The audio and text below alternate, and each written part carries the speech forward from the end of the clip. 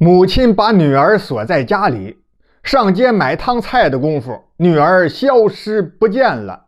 奇怪的是，家中门窗完好，锁头还锁得好好的呢。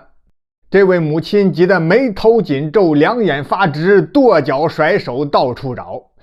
房前屋后犄角旮旯都仔细翻看了一遍，没有任何异常之处。太奇怪了，这一个大活人，莫非人间蒸发了不成？这位母亲人称刘氏，生活在清朝末年。女儿丢了，本该赶紧去报官的，可她不敢，因为刘氏和女儿乃是朝廷亲犯，如果报官那无异于自投罗网去送命。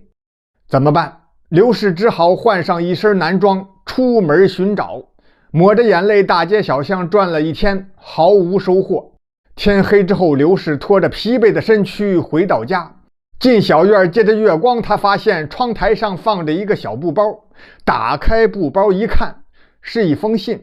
刘氏赶忙进屋，点着了油灯，拆开信仔细观瞧，笔体很熟悉，是女儿灵儿亲笔所书，只是这笔画非常细，肯定不是用的毛笔。他不知道这封信是用钢笔写的，当时人们写字都是用毛笔，刘氏哪能想到这是钢笔字呀？灵儿在信中写了些什么呢？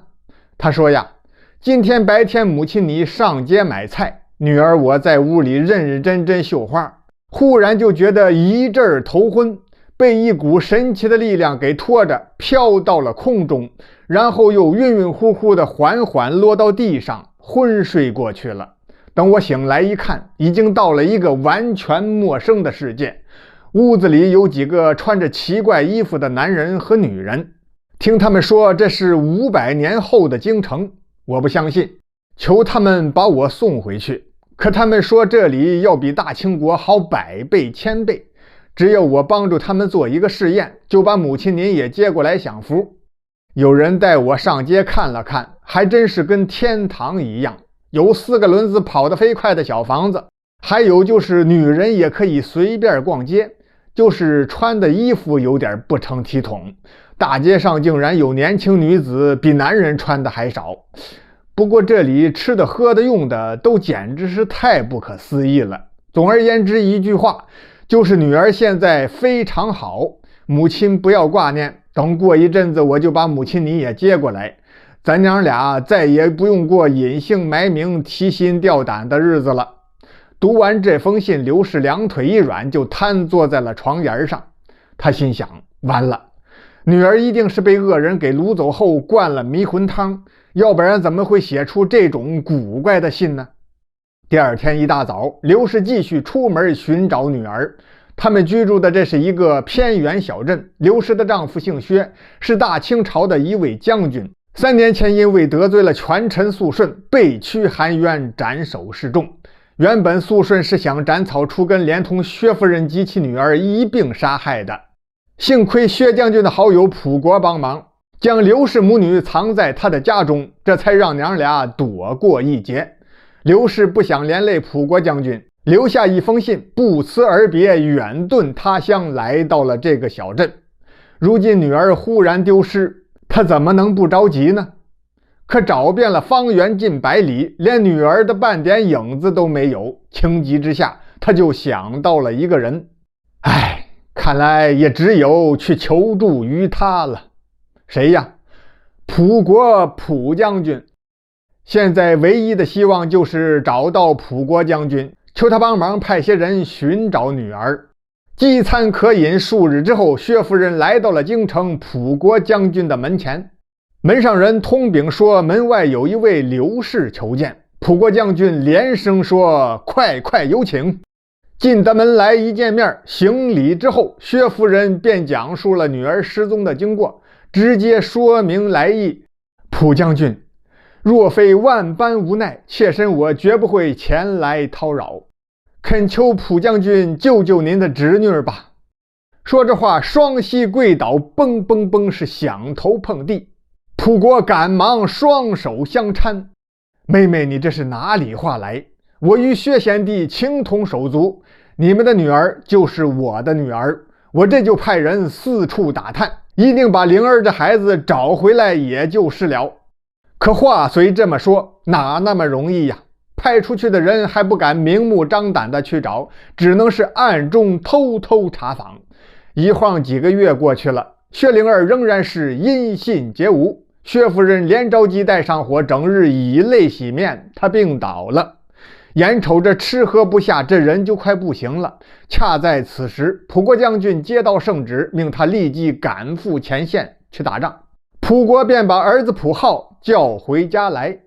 这普浩曾经留过洋，回国后也在朝中做官，跟恭亲王奕欣非常亲近，可以说是奕欣的心腹之臣。最近半年，他一直随时听命于奕欣，所以干脆就住在了距离恭亲王府不远的地方。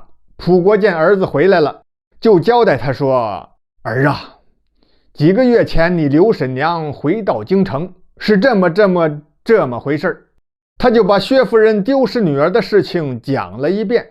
如今你神母病重，为父我奉旨要上前线了，你要代为父我帮着你母亲，照顾好你刘婶娘。说完，他就翻身上马，绝尘而去，奔赴了前线。普浩这才进屋见过薛夫人，一见老人家病重的样子，他是双膝跪倒，以头触地，大哭了起来。他怎么这么伤心呢？原来呀，薛将军韩渊被斩后，薛夫人母女俩不是曾经在普国府上住过一阵子吗？当时普浩与薛灵儿一见钟情，两个年轻人偷偷相爱，私定了终身。还没等普浩禀明父母，请媒人说亲呢，薛夫人便忽然带着女儿不辞而别了。这可急坏了普浩，他不停地明察暗访2年多，终于在一个偏远的山镇找到了薛灵儿。没敢见薛夫人，只是趁着薛夫人上街的时候，偷偷翻墙而入，跳进屋和灵儿私会了几次。两个年轻人如胶似漆，难舍难离。可灵儿怕母亲因为他们现在还是亲犯的身份，不允许他与普浩公子交往。普浩一拍脑门，就想出了一个偷偷逃走私奔的主意，带走了薛灵儿。半路上，灵儿怕母亲伤心难过，急出病来，这才用普浩留洋带回国的一支钢笔写了那封信。信的内容也是普浩编的。当时薛夫人看了信，根本就不相信。别说100多年前的他不相信，就是放到今天，谁收到这么一封信，说是穿越到未来了，也没人信。两个年轻人打算的挺好，因为普浩知道肃顺迟早会被慈禧和奕欣所扳倒，到时候作为奕欣心腹的他，要想给准岳父薛将军平反昭雪，还不是小事一桩。可没想到薛夫人思女心切，如今重病在身，看看就要离开人世。他这才讲出了实情，恳求薛夫人原谅，然后用一乘轿子深夜将薛灵儿带到了病床前。跟女儿见过最后一面之后，薛夫人含着笑离开了人世。不久之后，前线传来消息，普国将军战死疆场。转过年来，叶赫那拉氏与奕欣等人联合发动了历史上有名的辛酉政变，抓捕了肃顺，打入大牢。数日后将其开刀问斩于菜市口。肃顺被砍头3天之后，薛将军的冤案就被平反昭雪了。随后普浩与薛灵儿完婚，恭亲王奕欣亲自当证婚人，婚礼可谓是隆重又风光。婚后普浩与薛灵儿感情很好，十分恩爱，育有3儿1女。30多年后，8国联军进北京，普浩跟他父亲一样死在了战场上。得到丈夫战死的消息之后，悲痛欲绝的薛灵儿选择了悬梁自尽，追随丈夫而去。